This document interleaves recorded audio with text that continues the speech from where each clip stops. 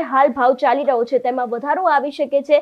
વાયદા બજારની જો વાત કરવામાં આવે ને સોના અને ચાંદી વિશેની વાત કરવામાં આવે તો વાયદા બજાર પર સોનું 5000 રૂપિયા એટલે કે 3% વધારા સાથે અત્યારે હાલ 1.67 રૂપિયા પ્રતિ 10 ગ્રામ પર કારોબાર કરી રહ્યું છે, જ્યારે ચાંદીમાં 8000 રૂપિયાનો વધારો આવ્યો છે એટલે કે તેમાં પણ 3% વધારો થઈને અત્યારે હાલ ચાંદી 2.91 લાખ પ્રતિ કિલો પર પહોંચી ગઈ છે।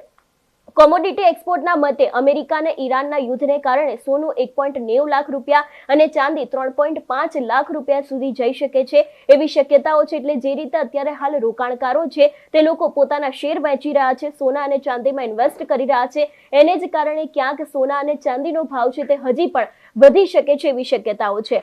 વાત કરવામાં આવે ભારત ઉપર અસરને લઈને, જે રીતે મેં આગળ પણ કહ્યું કે પેટ્રોલ અને ડીઝલના ભાવ છે તે વધી શકે છે અને ક્યાંક આને કારણે લોકોને પણ ભારે નુકસાન પહોંચી શકે છે। હવે વાત કરી લઈએ ઈરાન અને ઇઝરાયલના યુદ્ધને લઈને। ખાસ કરીને અત્યાર સુધીમાં ઈરાનમાં 200 ના મોત થયા છે અને 740 લોકો ઘાયલ થયા છે।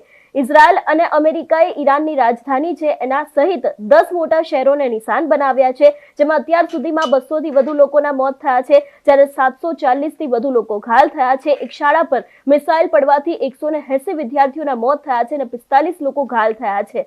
વાત કરવામાં આવે ઈરાન ઇઝરાયલ યુદ્ધને કારણે 3000 ફ્લાઇટ્સ છે તે રદ થઈ છે। અમેરિકા અને ઇઝરાયલ દ્વારા ઈરાન પર કરવામાં આવેલા હુમલાને કારણે વિશ્વભરની હવાઈ મુસાફરી ખરાબ રીતે પ્રભાવિત થઈ છે। સોમવારે સેંકડો ફ્લાઇટ્સ રદ કરવામાં આવી છે, જેને કારણે લાખો મુસાફરો જુદા જુદા દેશોમાં ફસાયેલા છે।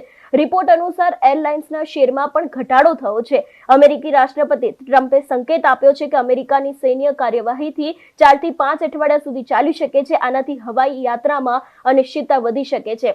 ગુજરાતીઓ પણ ઘણા બધા એવા છે કે જે લોકો આ યુદ્ધને કારણે જે તે દેશમાં ફસાયા છે, કારણ કે ઘણી બધી ફ્લાઇટ છે તેને અત્યારે હાલ રદ કરી દેવામાં આવી છે। ગુજરાતના ઘણા બધા એવા લોકો છે કે જે લોકો ઈરાનમાં સ્થાપિત છે, ઘણા બધા લોકો ઇઝરાયલમાં સ્થાપિત છે, એ લોકો પણ અત્યારે હાલ કહી રહ્યા છે કે તેમને અહીંથી બહાર કાઢવામાં આવે ને જે રીતે અત્યારે હાલ આ યુદ્ધની પરિસ્થિતિ સર્જાઈ છે તેની સીધી અસર ક્યાંક ને ક્યાંક ભારતના માર્કેટ ઉપર પણ થઈ શકે છે। અને અત્યારે હાલ જે સોના અને ચાંદીના ભાવમાં છેલ્લા ઘણા સમયથી ઘટાડો વધારો ચાલી રહ્યો છે એમાં પણ ક્યાંક ભારે ઉછાળો આવી શકે છે એવી શક્યતાઓ લાગી રહી છે। જો કે જે રીતે આપણે